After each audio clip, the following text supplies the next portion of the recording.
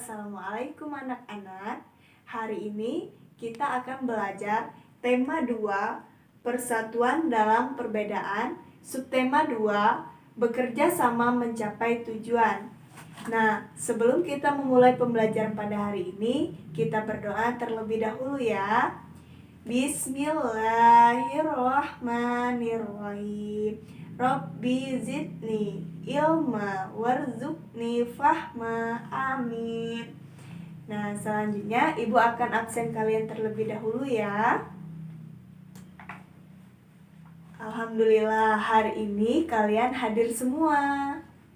Adapun tujuan yang akan kita capai untuk pembelajaran hari ini, yang pertama itu setelah membaca teks tentang perjuangan mempertahankan kemerdekaan Indonesia, siswa mampu mengidentifikasi ciri-ciri kalimat efektif pada teks tentang semangat persatuan.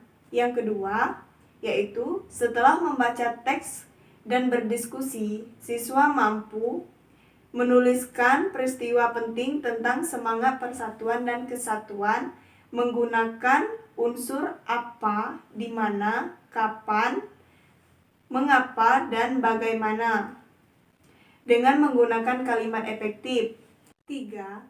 Setelah membaca teks dan menggali informasi dari segala sumber, siswa mampu menyebutkan makna upaya mempertahankan kemerdekaan Indonesia pada peta pikiran. Yang keempat, setelah membaca teks dan menggali informasi dari berbagai sumber, siswa mampu mempresentasikan contoh upaya mempertahankan kemerdekaan Indonesia. Coba kalian perhatikan buku halaman 44. Nah, di sini ada teks perjuangan mempertahankan kemerdekaan Indonesia. Ibu bacakan ya.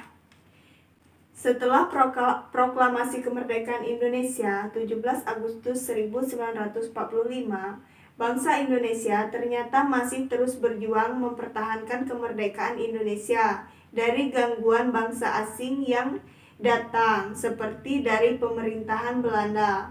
Pasukan Belanda kembali datang ke tanah air. Kedatangan ini disambut dengan berbagai bentuk perlawanan oleh bangsa Indonesia, sehingga sejak tahun 1945 sampai 1950 telah terjadi berbagai macam pertempuran di berbagai daerah antara pihak Indonesia dengan pihak Belanda yang dibantu oleh pasukan Inggris. Nah, setelah kalian membaca teks tadi, apa yang dapat kalian simpulkan?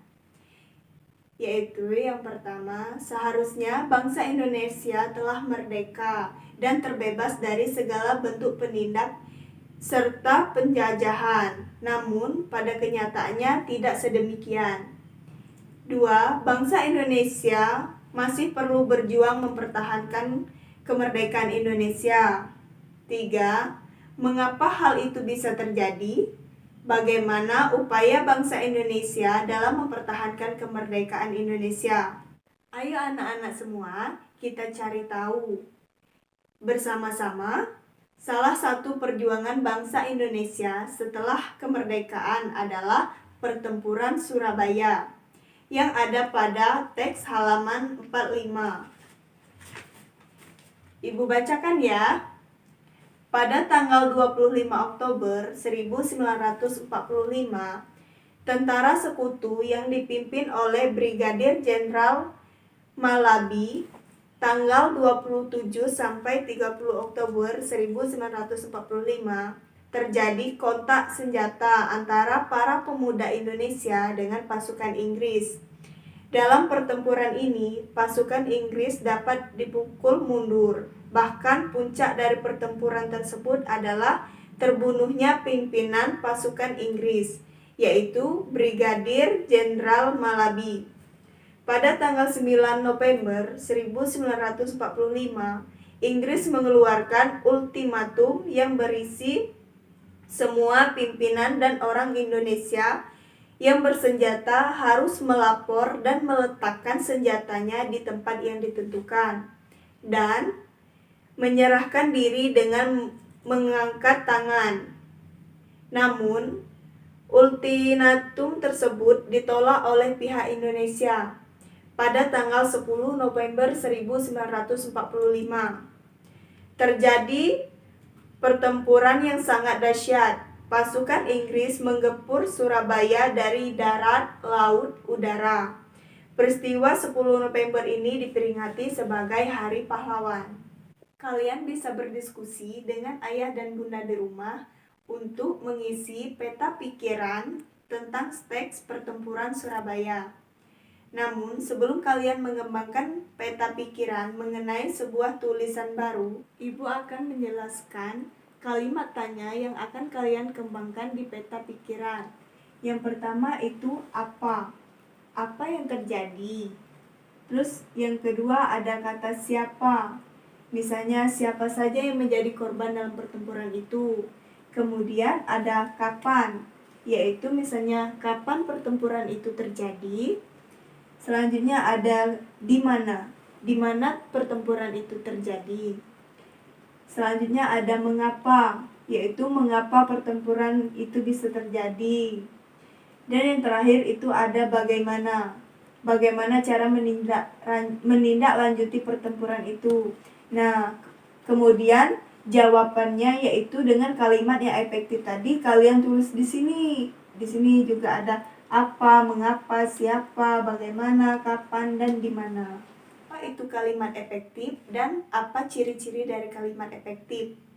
Kalimat efektif adalah kalimat yang mengandung gagasan pembicara atau penulis yang terdiri dari kata-kata yang mempunyai unsur-unsur SPOK. Sedangkan ciri-ciri kalimat efektif yaitu 1. Memiliki unsur penting atau pokok. 2. Menggunakan struktur bahasa yang tepat. 3. Memenuhi kaidah ejaan yang benar. 4. Menggunakan pilihan kata atau diksi yang tepat dan sesuai dengan kebutuhan. Di rumah, kalian bersama ayah dan bunda mengembangkan peta konsep dalam sebuah tulisan. Anak-anak ibu, tahukah kalian bahwa ternyata hewan itu mempunyai strategi masing-masing untuk mempertahankan kehidupannya masing-masing? Dan hal tersebut juga sangat erat hubungannya dengan tempat tinggal atau habitat mereka. Anak-anak, coba kalian perhatikan di buku paket halaman 48. Nah, di sini ada gambar-gambar hewan ya, ada ayam, bebek, ikan, dan cicak. Setelah kamu mengamati gambar, apa yang kamu ketahui tentang gambar tersebut? Nah, sekarang coba perhatikan tabel di bawahnya. Tulis ciri-cirinya ya. Nah, tabel yang ini. Tadi kalian sudah mempelajari ciri dan habitat hewan. Ada ayam, bebek, cicak, dan juga ikan. Tuhan menciptakan makhluk hidup dengan segala keunikan dan keistimewaannya, tidak terkecuali hewan. Keunikan dan keistimewaan hewan tersebut kita kenal dengan ciri khusus. Ciri khusus pada hewan mempunyai hubungan yang sangat erat dengan tempat tinggalnya.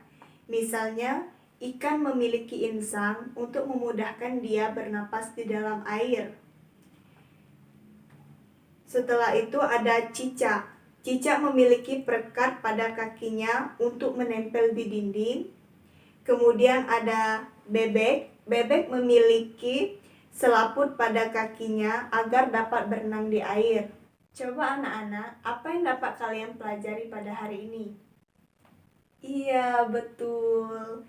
Kita mengetahui perjuangan mempertahankan Indonesia dan juga kita mengetahui apa itu kalimat efektif dan juga ciri-ciri dari kalimat efektif.